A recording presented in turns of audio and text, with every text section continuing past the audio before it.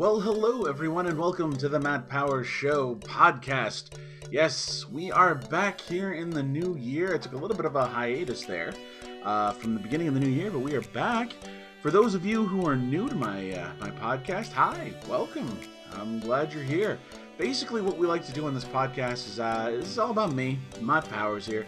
I'm a former cartoon character and comic book hero turned elder millennial. I podcast from some undisclosed location that may or may not be my mother's basement.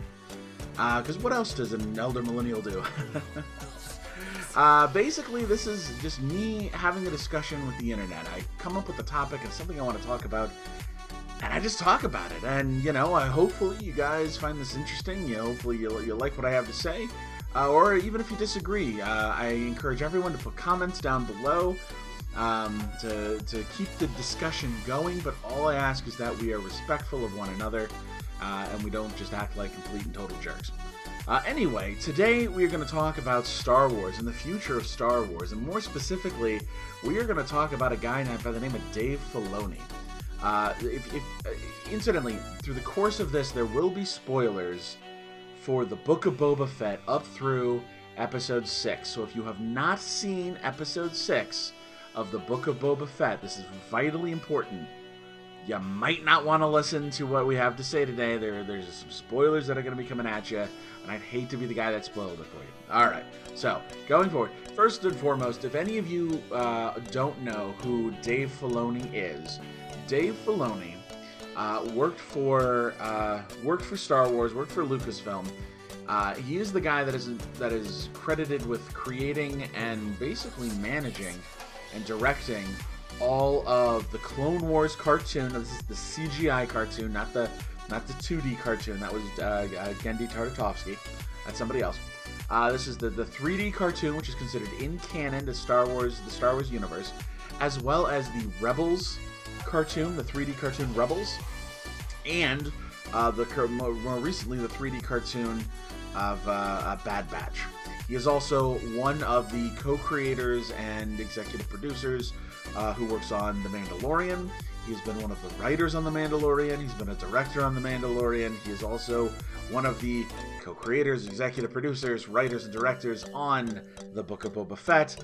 And he is the showrunner on the upcoming Ahsoka show. Dave Filoni is a rising star in Lucasfilm, but he has been doing this for a very long time.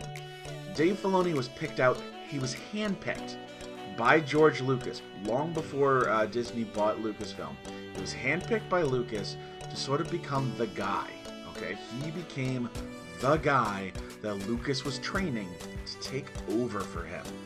And guys, I don't think there is anyone on this earth who understands George Lucas's vision for Star Wars better than Dave Filoni. He talks about having conversations with Lucas well into the night, and people who have worked with him talk about when they come to him, the conversations he has with them are these long, exasperated explanations of Star Wars at a very deep level that most people just don't understand, right? Most people don't get what those kind of conversations would mean. Dave Filoni has been trained by the master himself to take over. However, he's not a Hollywood writer or director. And while he created and directed many of, and produces the Clone Wars cartoon, which for anyone who is a fan of Star Wars and has watched the Clone Wars cartoon all the way through, knows just how deep and unbelievable that show gets, just how good it gets. And I also did the same with Rebels. He hadn't much in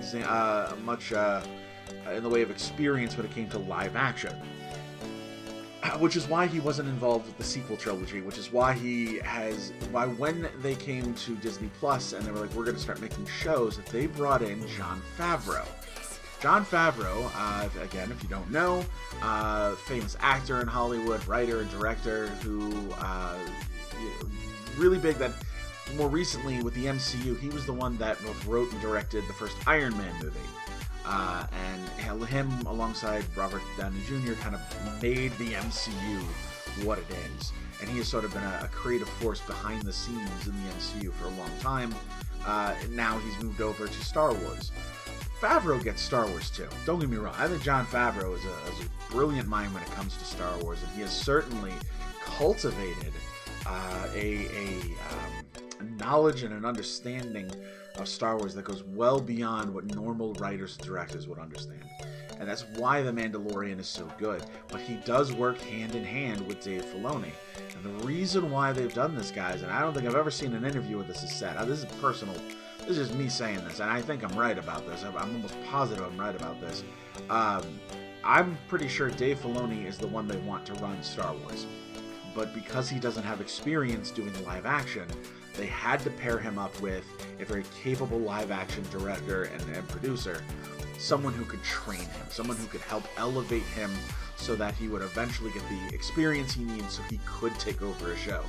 And his work on The Mandalorian and the Book of Boba Fett is a perfect example of he has mastered his craft.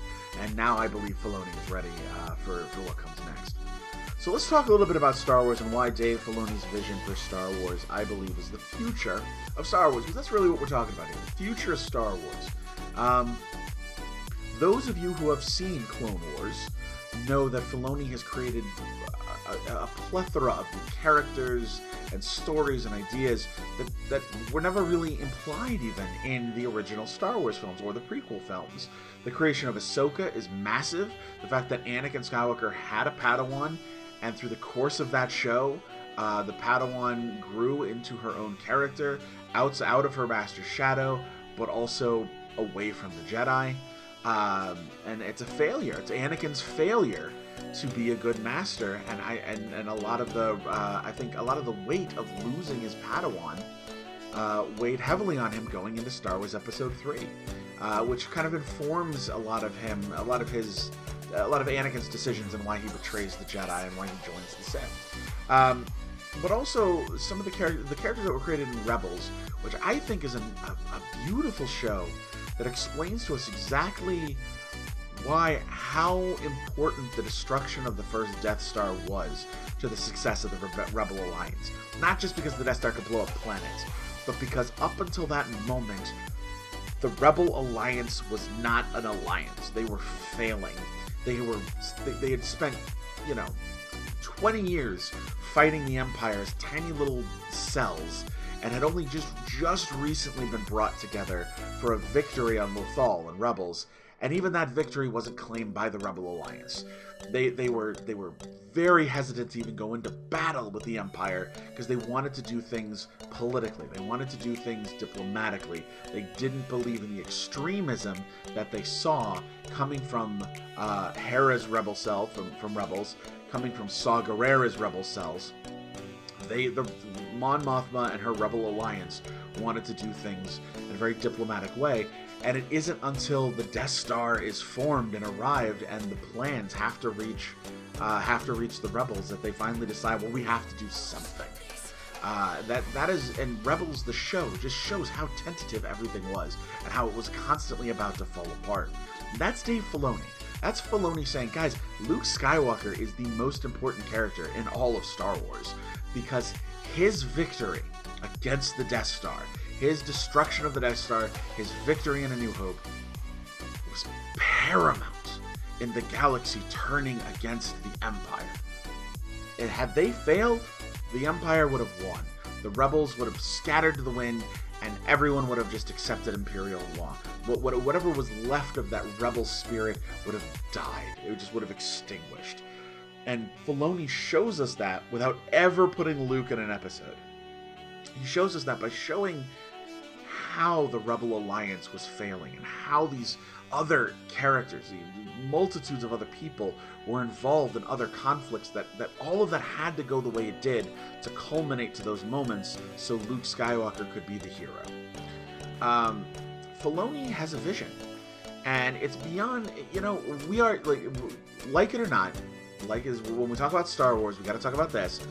Like it or not, the sequel trilogy is canon. Okay, look, I get it. If you don't like it, you don't like it. If you do, you do. Whatever.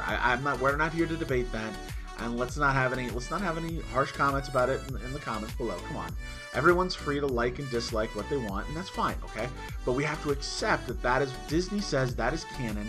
no one's gonna just throw those movies out the door. They make too much money. No one's gonna redo those films. Okay, I don't care how many people on the internet say, oh, they're gonna remake those films. No, they're not. Disney doesn't give a shit. They doesn't care what you think, doesn't care what I think. They care about the money they've made, and those movies made a lot of money. And that's just the way it is, so we have to live with that.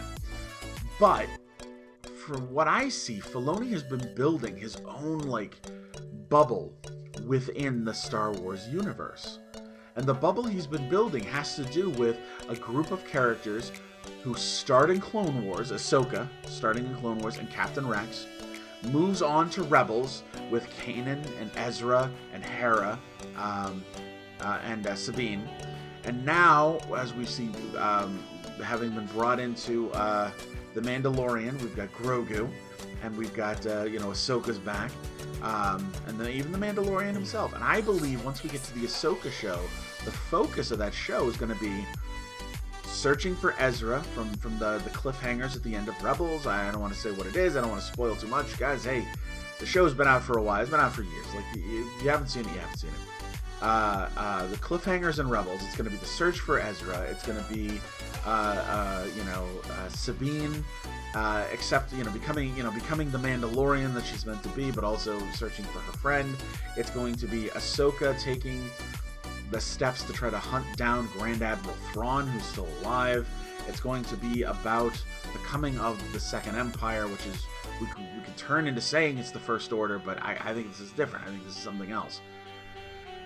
And also, it's about the Inquisitors. There were all these Inquisitors from Rebels who disappeared. That, by the way, that's 100% Filoni. Filoni invented the Inquisitors. We don't know what happened to them. So there's all of these story threads that he has sort of left open.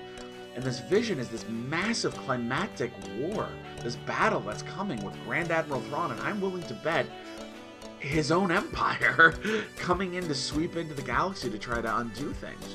And that is a story that is very much so at the heart of Star Wars, and I'm desperate, ladies and gentlemen, to see Ezra and Sabine and Mando and Ahsoka and Grogu, all with lightsabers, all going after Thrawn and facing off against Inquisitors. I think this is going to be one of those moments in Star Wars where we literally all get everything we want. Now, Book of Boba Fett, which has 4 of the worst episodes of television I've seen in a very long time, and then 2 of the best episodes of television I've ever seen in my life. If you haven't seen it through, guys, big spoiler. If you haven't seen it, stop listening, because we're about to talk about it. The last 2 episodes of the Book of Boba Fett are the proof of the pudding of why Filoni's vision is what's about to happen. Because you can see the pivot, right? We had episode 5 where it was literally just about Mando, and it was what's he up to? What's going on with him in the armor? What's going on with him in the dark saber? Well, what's going on with him and finding a new ship and everything. And then he's getting ready to go see Grogu. In this last episode, God, we got everything in that last episode. We got the Marshal came back on Tatooine, Cobb Vanth, whom I absolutely adore. Timothy Olyphant is an amazing actor. We get Mando meeting up with Ahsoka on the planet where Luke is training Grogu. We see Luke and Grogu's training for a huge chunk of time. Mando choosing to be the grown-up and leave before Grogu sees him, so that way he doesn't interrupt Grogu's training. But clearly, it's breaking Mando's heart. We see Ahsoka and Luke talking, and we get very subtle comments about, she sees Luke and how he relates to Anakin. And then we got Cad Bane, one of the greatest bounty hunters introduced in the Clone Wars, that he's still alive. Oh my God. And he is just as deadly as ever. This is Filoni's playground. These characters are Filoni. And everything about that last episode, I believe, is a statement from Lucasfilm, from Disney, from Star Wars, saying, guys, it's okay. This moment on, Filoni is ready. By the way, that was one of the best directed episodes I'd ever seen. One of the best written episodes of Star Wars I've come across. And that was 100% Dave Filoni. Though I know they say Favreau and Filoni wrote it together. I think it was more Filoni than Favreau. I think he just script edited it and they had to put his name on it. But that's beside the point. This is the statement. This is it. We are in the Filoniverse now. And He is coming at us with his characters, and that is Star Wars now. Luke Skywalker has, and by the way, the CGI was brilliant. Clearly, they hired that YouTuber, I think, that did the deep fake on his appearance in Mando 2, or something. They fixed it. It looks phenomenal.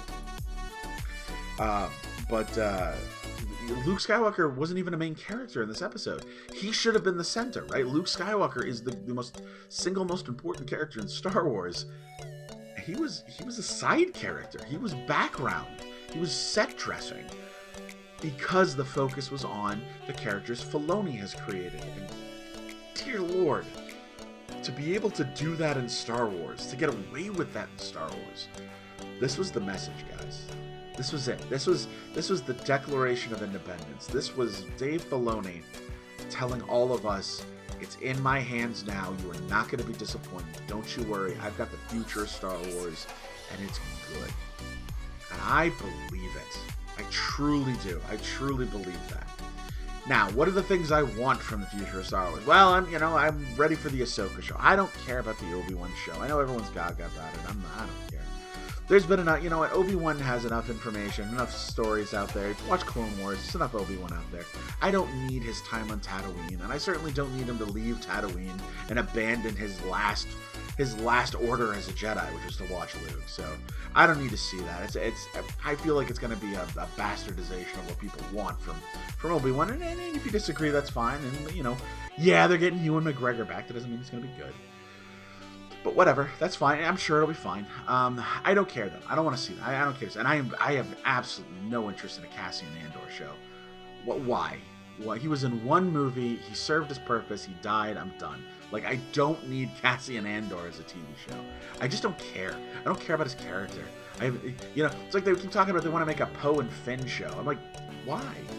They were two of the least interesting characters from the sequel trilogy. And I have massive problems with Finn, both as a character and the actor who played him. John Boyega is the most disrespectful actor in Hollywood when it comes to Star Wars, okay? His comments about being in Star Wars kept him from doing real work as an actor, and how he just wanted to do independent stuff, slapping the hand that feeds him, saying, I won't be a Disney Plus star. All right, fine, don't be a Disney Plus star. You go make your independent movies, John Boyega. You go. You know what? Star Wars doesn't need you if you're not going to be appreciative of the industry that just built you into a star and paid you millions of dollars. If you're not going to be appreciative of that, we don't want you here. It's fine. It was super rude, guys. It was super rude of him to make those comments. And I'm waiting for the apology. I'm waiting for him to say, hey, you know what? This means a lot to fans. This means a lot to me. Obviously, this is what built my career. I'm so sorry that I said these things. And I humbly request that everyone forgive me so I can be a part of Disney Plus. Because if he doesn't, then he's an idiot. That's what it is. It's a fool, we should say. But Finn, the character, was boring. Like, it was a neat idea that it was a stormtrooper who comes to his senses. Like, I don't want to kill.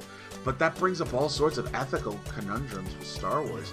If one stormtrooper is able to realize what he's done, then all of them are able to realize what they've done. So why are we so gleefully murdering them all the time? Like, that, it presents real problems. But then he spends 3 movies basically just chasing after Rey like a lost puppy dog.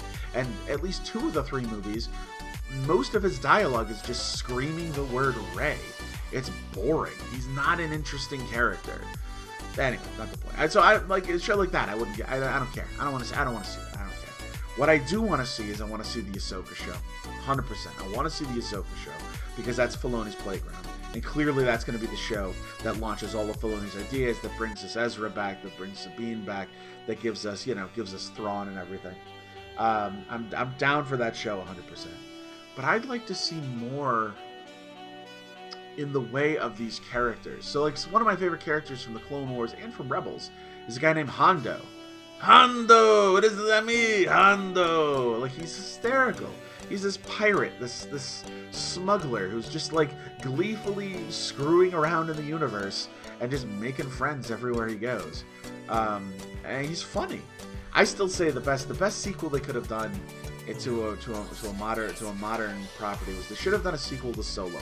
I know most of you out there hated the Solo movie. Just listen, a sequel to the Solo movie, okay? First off, it's going to be a heist film. You're gonna have a casino or a bank, and it's going to be a heist film. You're basically doing Ocean's 11, okay? But it's Han and Lando get together to rob this bank or this, whatever, to get all this money, okay? But I wanted them to bring in Cad Bane and Hondo and a young Greedo and like a bunch of the rogues gallery that you find in Star Wars and have them do like an epic heist. And Hondo would have been the perfect face, because that's all Hondo does, is he talks his way in and out of all of his problems. But I would love to see something with Hondo in it. I'd love to see something, they introduced a bunch of rebels, including Wedge, but I'd love to see something with the younger rebels somewhere in the middle of the story of the classic trilogy. Or better yet, instead of doing Bad Batch Season 2 or a CGI show about whatever, do a CGI cartoon about Han, Luke, Leia, Chewie, Lando, and the whole crew right after Return of the Jedi. Okay? It's gonna between the end of Return of the Jedi and the beginning of Mando is like 10 years. So pick literally the day after. I know there was a book in the old Legends canon where they all woke up the next day on Endor and like took off to go do things.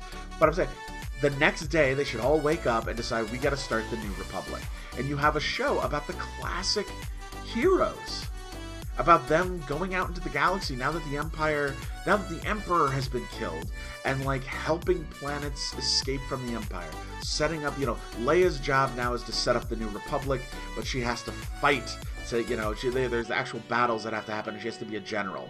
Han, meanwhile, needs to go out into the wilds and try to get a bunch of the Hutts to agree, and a bunch of the scourges of the galaxy to sort of like support the New Republic. Meanwhile, Luke's got to go out and start looking for Force-sensitive people. So you've got 3 main storylines going where all the characters can crisscross and intertwine with other things that are happening. Luke can finally meet up with Ahsoka for the first time. Maybe Han has a fun thing with Hondo and Lando, and an adventure with them. Maybe Leia, and having to do all the general stuff, she gets to work with Captain Rex, who's now General Rex, and with Mon Mothma. This would be an interesting cartoon to see, because there's a lot of stories there to tell in those early days, right after the fall of the second Death Star. These are the kinds of things I want to see that are not on the slate. Instead of a Cassian Andor show, which I know they've already filmed, whatever. Instead of an Obi-Wan Kenobi show. By the way, you guys really don't want an Obi-Wan Kenobi show with Obi-Wan on Tatooine. Here's why. Remember his last mission that he was given to by Yoda, the last thing he was told, watch the boy, protect him. Right? So for 20 years, Obi-Wan Kenobi has to remain close to this boy and keep him safe from the harsh dangers of Tatooine. If the story is that Obi-Wan can't leave Tatooine, he's stuck doing this thing, being on this mission, then most of the stuff he's going to face is not really worthy of his skills as a Jedi. You can't bring Vader to Tatooine, and they certainly can't bring Vader to Tatooine to face off against Obi-Wan. Right? Because he's got to think his mentor is dead. Or you could do the Inquisitors, but again, if an Inquisitor goes to Tatooine and dies, that brings Vader there. So you can't do anything on the level of what a Jedi should face. You'd have to do something well below his qualifications. That's just not interesting to see. And at least to me, it's not interesting. On the other hand, you could say, well, maybe something takes him away from Tatooine. Maybe he has to go somewhere and fight stuff. Maybe. But then he's abandoning the most important mission he's ever been given. A direct order from the highest power of the Jedi Order, Yoda, and probably to the most important package he's ever had to watch over, which is a young boy named Luke. If he abandons that mission, then he's a terrible Jedi, he's a horrible Obi-Wan Kenobi, and he betrays everything we know about him as a person. See, you guys don't want an Obi-Wan show. Instead, what they should have done, and I'm going to sell you on this idea, I really am, you ready? A live-action show set during the Clone Wars. Just other missions that happen, right? With Obi-Wan played by Ewan McGregor and Anakin played by Hayden Christensen. Have him go rocking the locks like he did in episode 3. Maybe we learn how he got that scar on his face. But we have those two particular characters being the best they've ever been, being awesome Jedi. And all you have to do is watch some of the later seasons of the Clone Wars to see how good of a story that could have been. Filoni could have told that story better than anything. And I would love to see live action Ahsoka, Anakin, and Obi-Wan in the Clone Wars. That would have been phenomenal. Certainly better than old man Obi-Wan on Tatooine. Anyway, I rant about that. I just hate the idea of revisiting something where there isn't good story to mine. There's not good potential for stories to mine from without either betraying the character or just boring the crap out of us. Which, by the way, first 4 episodes of Boba Fett, super boring, right? I mean, how many people out there really, really enjoyed those first 4 episodes? It's not at all what any of us wanted. We wanted The Mandalorian, which is what we got in the last 2 episodes. So, anyway. That's what I want from the future of Star Wars, and I think we're going to get a lot of that. I think we're going to get, Filoni's got it set, guys. He has got his sights set on redefining what we know to be awesome when it comes to Star Wars. And look, I know we all kind of want some of the legend stories to be canon. We all want the original Thrawn trilogy because it's some of the best writers. Timothy Zahn is one of the best writers out there. And that was a phenomenal trilogy. And there's a lot of good books out there. A lot of us really liked Kyle Katarn. We played Dark Forces, and then we read the books, and then he was in the Jedi Order series, and then he was in, later on, he's in the Yuzan Vong stuff. And, we like some of these characters. And Mara Jade is a huge, that would be great if we could introduce her. Of course they're not going to introduce her, because Luke is following a different path this time. My point is, I know we wish we could go back to the day and age where the legend stuff was canon. We can't. And it makes sense why we can't, because it just clutters up good storytelling now. We had to clean house, guys. We really did. Disney did it because it's the smartest thing they could do to make money. And I agree with that. And, you can always go back and reread the legend stuff whenever you want. That doesn't matter. But Filoni is intent on filling up that space again, and the stories he's going to tell, I think, will rival the stuff we love, if not be better than the stuff we love. That's all. What do you guys think? So, right, this is a discussion. This is a conversation. All I'm doing is giving you my point of view. What do you think? Put some comments below. Let me know what you think about all of this. First off, tell me what you like about Dave Filoni and what he's done. Tell me what you don't like about Dave Filoni and what he's done. Tell me what you're looking forward to, what you're not looking forward to. And if any of this is striking a chord one way or the other, let me know. Just be kind, be considerate to everybody who posts. That's all I ask. And if you'd rather send me a personal message as opposed to putting something in the comments below, by all means, feel free. DavidCampProductions@gmail.com. Link is down below in the bio. Feel free to send me an email. And you know what? If you want to if you send me the email and want to continue the dialogue with this, I'll do another episode. I'll read your email on the episode, protecting your identity, of course, and we'll continue the conversation. So, anyway, thanks for listening, guys. Great to be back. Happy New Year. You expect to see a bunch more content coming very shortly. Also, go check out my TikTok, The Inedible Matt Man, on TikTok. I do a lot of TikTok stuff. I'm starting to post Matt Powers content on there. And we actually do have the Matt Powers Show in development, something I think you guys are really going to like, which is a sort of fictitious version of the podcast of the show, set in a world where all the superheroes and supervillains decided to retire, and now they're just living boring lives. It's actually kind of funny. Really interesting. So, anyway, thanks for tuning in. I appreciate you being here, and as always, this is Matt Powers saying, Powers out.